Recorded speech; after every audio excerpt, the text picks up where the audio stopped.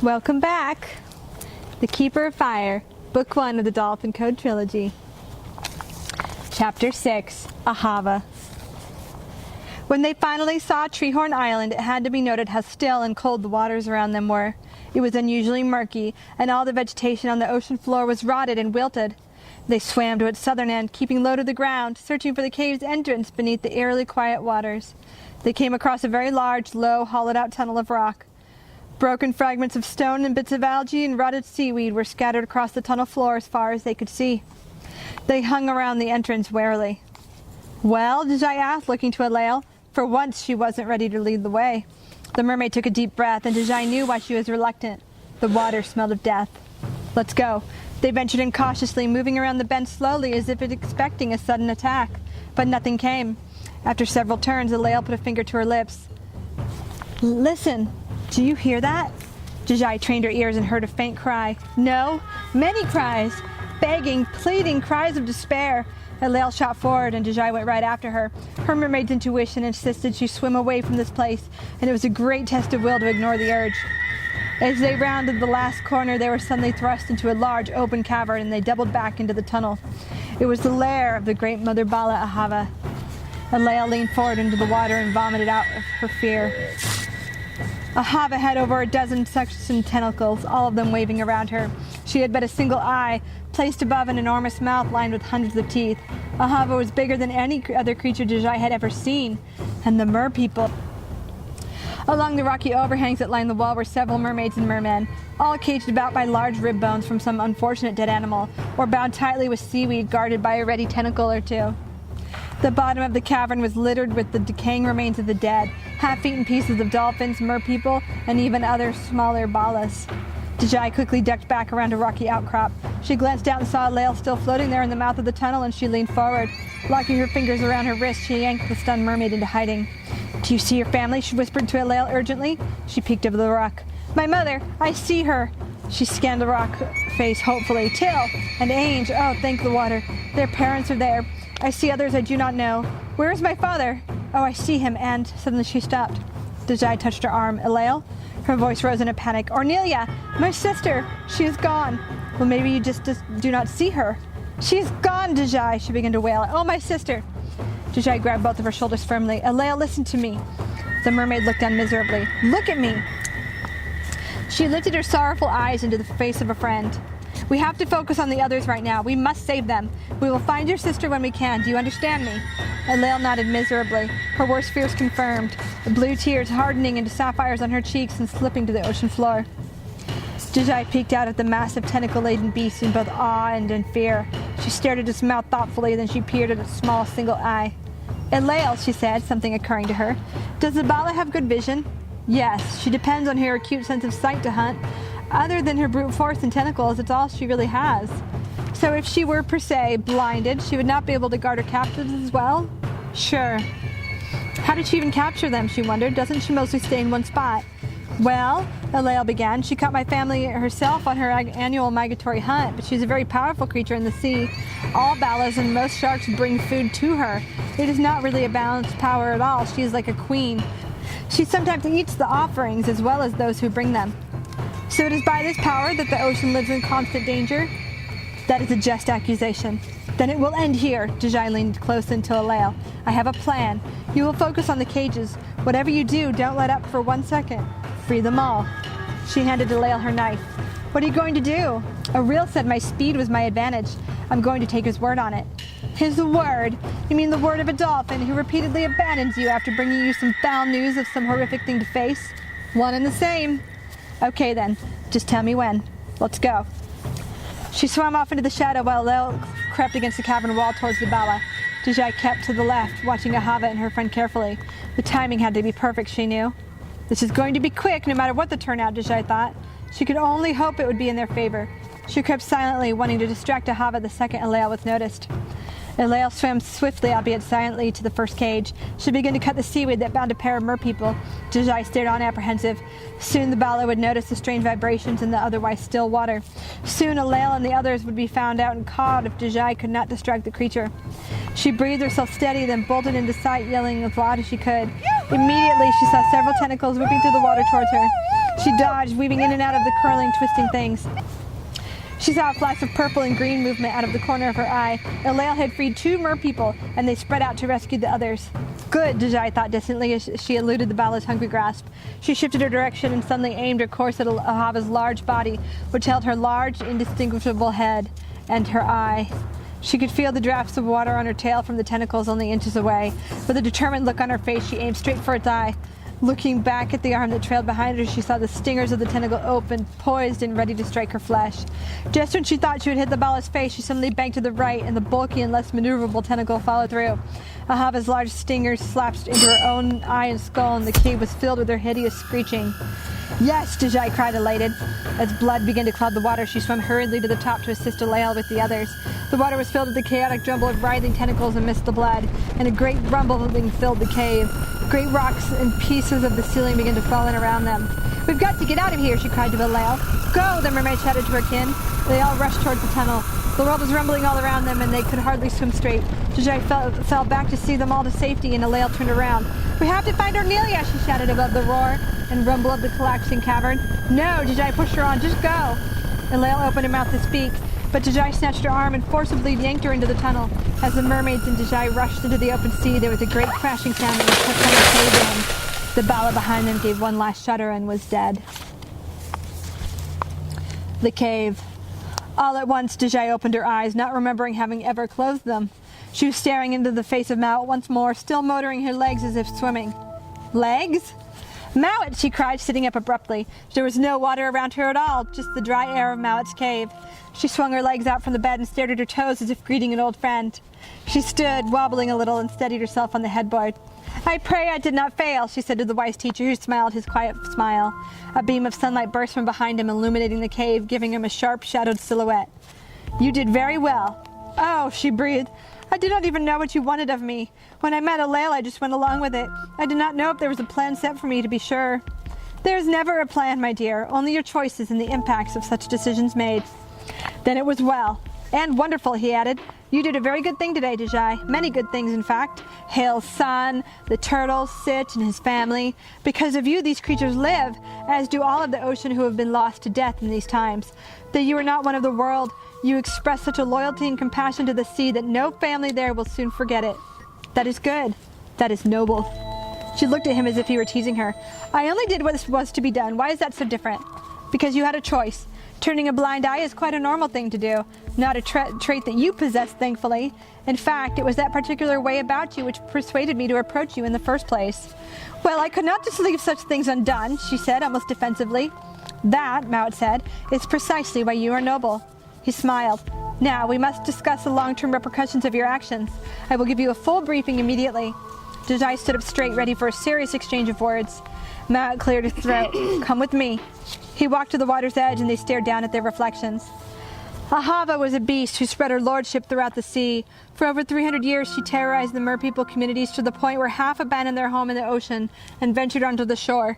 But she was not omnipotent. She remained on the edge of starvation for quite some time until recently, when Relant offered her eternal feedings in exchange for the extermination of the merpeople. It was in this way he was to guarantee the permanent separation of the world, he explained. He gestured towards the pool. Amidst their reflections, an aerial vision appeared. Deiji saw the whole world of Nigh in the water. The continents collided into one, and the whole world was joined. A young boy lay on the shore, and a grown centaur stood on the other side. They were staring at one another. The world must be rejoined, Mowat continued. But man and mystical are not ready to meet. Neither fully grasp the concept of what lies on the other shore and what it means. Totentown is the first point on the map where man and mystic will collide. We will start there. King Jabhadset had sent a legion of 400 men into the shadow of the deep forest with the intention of war. We must avoid bloodshed at all costs. The world will be reunited, whether they are ready for it or otherwise. What you have done is great, but I must ask you to complete your work. Stop the battle before it begins. Relant has his fingertips in the land of man and the courts of Nigh. It is time for you to connect with the main ground of the mystical peoples and make knowledge of the world known to man. Do you mean to send me into the deep forest? I do. Then I will go, she answered bravely. I will not send you unequipped. This may be the most important element you face, for the world has not been rejoined yet. But you just showed me. Mowat smiled. I work outside of time, my dear. Then you have seen it. I will succeed. Mowat's eyes narrowed. That future is pure speculation, Deiji. Nothing is set in stone. She bowed her head. Yes, my lord. His expression softened and he looked upon her fondly. Remember the magic you carry within. As an additional gift, you will retain your natural compass that you held as a mermaid, enabling you a sure sense of direction always. Deiji smiled, very pleased with this. Furthermore, in equipment of magic, you only need to cry out Cascada to summon the waters of the rivers and oceans to you. My thanks. My pleasure, he smiled. Now, I have many affairs to tend to at this hour. Bathe, eat, rest. O'Reilly will be by to see you shortly. The sunlight flickered as he turned to go, and faded as he left. She took his advice heartily and hurriedly dressed in a green silken robe, eager to see O'Reilly. She lay back on the bed and drank in the cool stillness of the cave until the edges of her pendant gave forth a white light, signifying O'Reilly's arrival. "Hello, my friend," she cried out as he lifted his head out of the water. Then she realized she wasn't a mermaid anymore. She laughed aloud and knelt at the water's edge to speak. The necromancer. Mowat met Relant atop the mountains of the eastern ranges. The Dark Keeper's voice was choked with rage, and Mowat tried exceedingly not to gloat. "You have defied me," Relant hissed at the teacher. "We can end it here. If you forfeit this war and call the king and his vizier off, you may still retain a fraction of your dignity when this is over." "I will forfeit nothing," Relant growled. "Then the bloodshed will continue, ending with yours," Mowat shot back. "I am already halfway to your demise. The world is only days short of reuniting, and when these halves come to term with one another, you will never be able to separate them again." "It will never be whole," Relant lashed out. Mowat said nothing, only smiled. "Do not ridicule me, dear teacher. When I discover your advocate, I will stop this entire timeline." "You know nothing." "That may be the case, but it is only a slight matter. The sure location of your little student will come to me in due time. I have eyes everywhere." "That is only a slight matter," Mowat snapped, and he raised his new staff. "Hayeki!" A haze of stone and flint shot from his staff towards the Dark Keeper, who was startled and did not deflect the assault. It struck his face and he was instantly blinded. He screamed in pain and clutched his talons to his face. "Mowat, you fool!" he spat. "I do not only need my eyes to see." He opened his mouth and fired off several clicks, reading the flashing images that returned to him. Images of Mowat standing atop his mountain and of the mountains between them. "Your student will die, and I have an idea of where to look." He turned his sights to the lone mountain that stood parallel to theirs, and he spread his wings. "Mount Odell," he growled, blood streaming from his eye sockets. He caught the brief look of worry that crossed Mowat's face, and he laughed. "And there we are," he said with satisfaction. Toten Town. Zeki hugged the ground outside the stables. The world rocked and swayed beneath him, and he was crying. Soaked to the bone, he shivered. After all that had happened these last few years, how could things become worse? Someone had once promised that things would be better. He cowered, facing the river as a wave of earth rolled beneath him. Then, incredibly, the opposite riverbank surged with force and collided against the shore of Toten Town. There was a great groan, and Zeki dug his fingers into the dirt to keep from being tossed about. The shores had joined. The earthquake stopped as suddenly as it had begun. Buildings had fallen all around the village. Even the few soldiers that were left emerged from their hiding places looking shaken. Zeki stared across the waterway, which was nothing more than a trickling stream now. The girl had gone. The two shores of the known world of Nigh had always touched, just barely, at the southernmost end at Toten Town. Now they were joined, thrust sloppily over one another, sending a whirlwind of questions throughout the boy's mind. He thought he saw movement on the opposite bank. A centaur? He looked again, but it was gone. He shook his head as if to free his thoughts to clarity. His entire world was askew. Some weeks ago, he'd been tending the water buckets for the crops in the village. He was a simple stable boy with a heavy heart, very young. Over the hill rise out of the town, a messenger had come, fear on his face, out of breath, bearing news of terror. Soldiers. Soldiers were upon them, a number of 400. And so they came, and they took what they would of food and of women. Those who would protest any action paid with their lives. Zeki himself was a newly made orphan. He slept in the straw pile in the corral, and the soldiers had taken his house for their own. As Zeki stared at the shifted landmasses, a soldier walked up behind him. "I saw you, sniveling boy," he said gruffly. He reeked of his liquor. Zeki kept his eyes downcast and his shoulders quivered. "This world is not for the weak," the soldier growled. He lifted his dirtied hand as the last thing Zeki saw was blackness. Mount Odell. Missid was working in the garden on her hands and knees in a chilly, overcast afternoon. As she weeded the vegetable beds, she cursed. The day for Talias to collect his bride had come and gone, and Missid had no explanation for the girl's disappearance. Admitting the girl's suicide was a great shame on their family, but she had done it. The day she'd returned from her summons, Deiji had instigated a quarrel. Then Missy had seen her facing the pond. She had run from the house, but she had already heard the splash. All there was to be found was Deiji's apron on the ground. The girl had drowned herself. The only curious thing was the pond, which the animals continued to drink from as if nothing was amiss. In Missy's experience, if water tasted of death, the animals would refuse to drink, even to death. There was no way to know. So Missy went about the region telling Jay and Pav, and anyone who would listen, that the girl had run away from her duty on into the next world. Missy remained exceedingly sore in her loss. 100 emeralds! She brushed the dirt from her hand and groaned again at the thought. She headed into the hut, frowning as she walked. Her only possession of value had been that girl, and it was gone. She groaned again. As she stepped into the house, she heard a slight shuffling from the bedroom that she shared with her sister-in-law. Jay, she called out to the pallet where the woman lay ill and bedridden. Jay hadn't taken well the news of Deiji's death. Her condition had worsened by far. Missy was glad of this. The sooner she was free of this obligation, the better. She had bitterly let go of the promise of wealth to come, and all that filled her heart was hate. Jay, she called out again, hurriedly walking into the room. She stood there stunned and dumbfounded, fear clutching her entire body. There was something in the room. A dragon? It was black as midnight with no moon. Its enormous leathery wings were folded back, and its entire bulk filled the room. Its murderous talons were still wrapped around Jay's limp and lifeless body.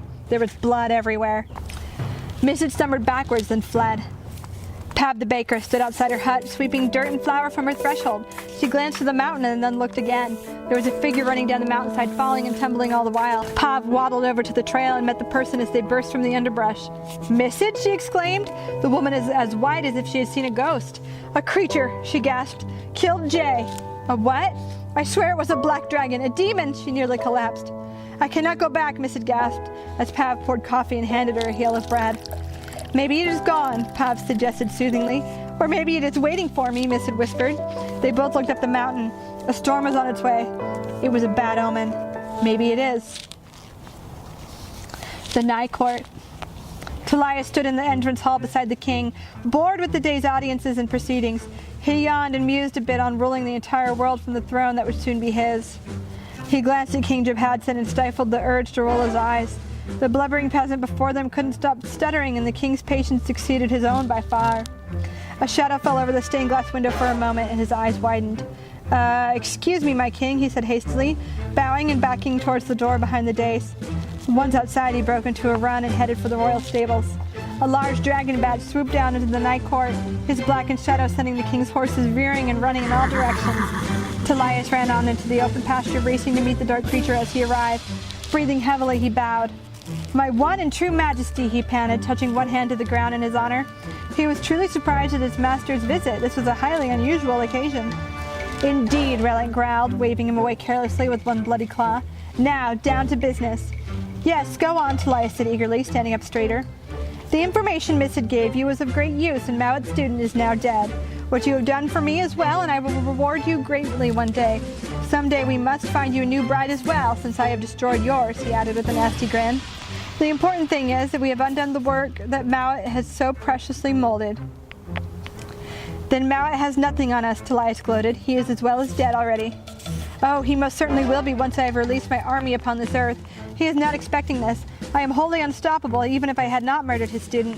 "Indeed you are, my lord," Talias said, bowing once more. "And is your army ready to make battle?" "Absolutely. You must make sure the soldiers strike at the perfect moment. Contact the general and remind him it must be on the morning after the 6th full moon of the year. That is the surest way to destroy all of them." "How will you do this?" Talias was more than curious. He was driven to find the source of his master's power. "There is a creature," Relant mused, "my pet Jinn, a servant of mine from long ago. She will hand me the girl." "Very good, sir. Just be sure it is on that particular moment. Are we clear?" "It will be done." "Good." Relant spread his leathery wings and flew back to the mountain. The necromancer. "Relant!" Mowat boomed from the mountaintop. "You are a fool!" The Dark Keeper laughed richly, licking blood from his talons, assured of his own power and victory. "I have slain your apprentice as she slept," he gloated. "Of course you are upset. I would expect nothing less than from someone who just lost his entire victory." Mowat's eyes flashed as fire, and lightning struck the mountain behind them. "You have not taken my student," he growled. "You have taken an innocent, a bedridden woman sick from your fever on her deathbed." Startled, Relant frowned. He touched his wounded eyes. Trying to save face, he forced a grin. Then she is the first of many. He tried to mask the disappointment in his voice. I do have another weapon. A weapon so great that your world will lose its life in waves. Mowat shook his head slowly. They can never be raised, he said defiantly. They will. Mowat glowered. One day you will know what you have done. One day soon the innocent will rise against you and you will be forced to pay for your crimes. And on that day, I swear I will be there to witness the fear on your face. Thank you so much for watching. Stay tuned for our next chapter.